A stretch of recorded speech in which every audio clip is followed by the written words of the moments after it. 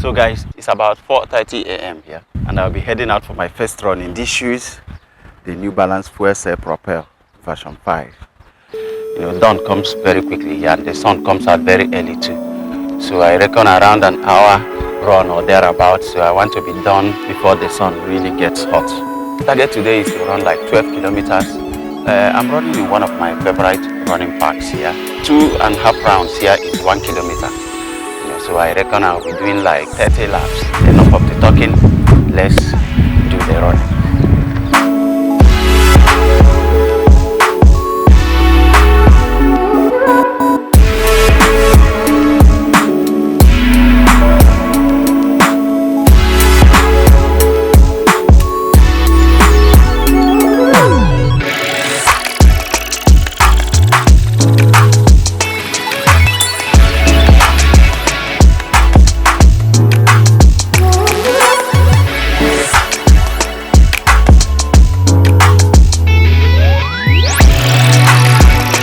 So guys, I'm done with the running, and I tried to finish the review outside, but the ambient noise was way too much, and I know that the audio was going to be terrible, so I had to move inside.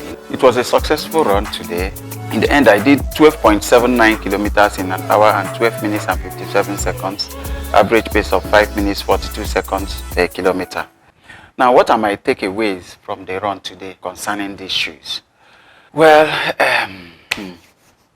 mixed feelings here. The first thing I have to mention is that in the earlier part, when I was testing these shoes on feet, I mentioned the firmness in the toe guard.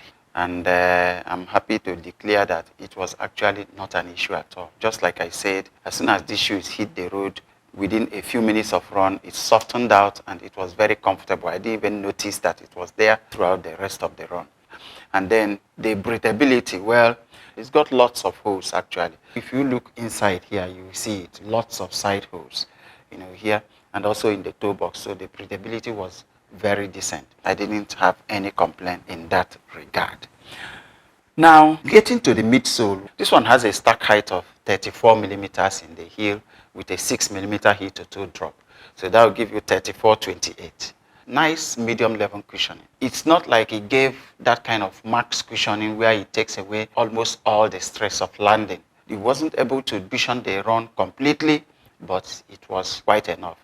You know, especially when you are landing on your midfoot and in the forefoot, it was much more comfortable than when I was landing on my heels. The cushioning level can be compared to the Cumulus 25, Fuelcell Rebel V3, Velocity Nitro 3, you know. Now, when it comes to the rebound, it didn't excite me at all. You know, it's not one of those shoes that you are going to feel the pump as you run. The rebound was just modest, you know. The response wasn't as I anticipated from the Fuelcell for me. Regular modest response, you know, like you can get in things like the Vega shoes, you know.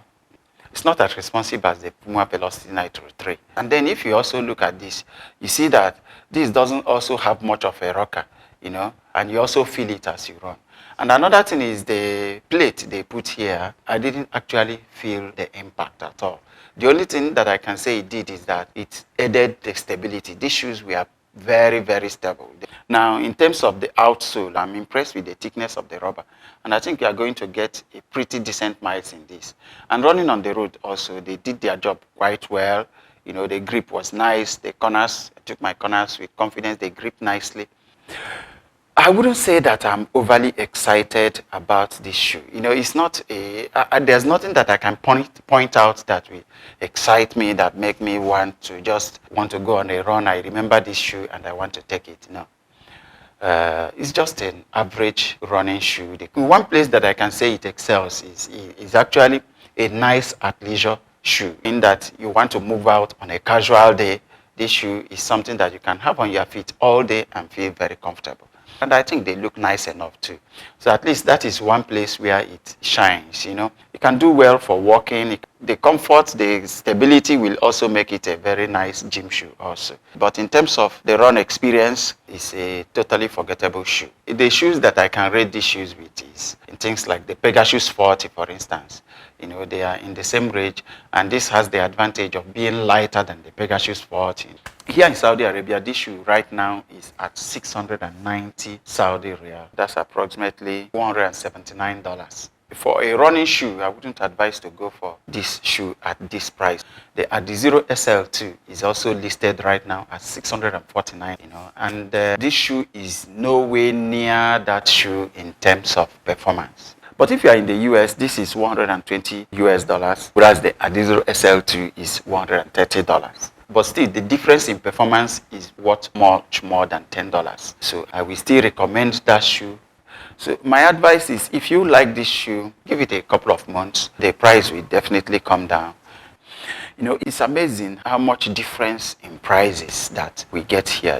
You know, and it makes these premium shoes difficult to get by so many people. Many of my viewers complain about the prices of all these shoes, and I understand. You know, it's not easy to pay an equivalent of $212 for a shoe. The difference in prices is just astonishing.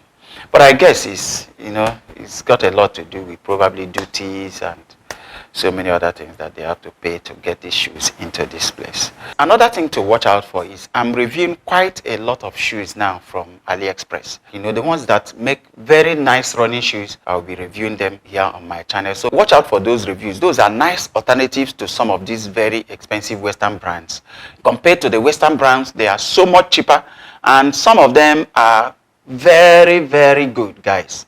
You know, so I think it's time for people to look towards the East. These shoes are probably going to offer a very decent alternative to so many guys. For instance, this shoe now, I paid $156 US, you know, whereas I got another shoe from China, the 361 degrees flame 3.0 at $103, you know. But in terms of performance, this is a far cry. In fact, the shoe is competing with Adios Pro 3. I'll be looking into that, testing a lot of those shoes.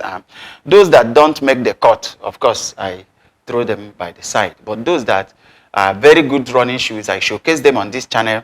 And I'll be putting up links so that those who are interested can also purchase those shoes and see what I'm talking about, you know.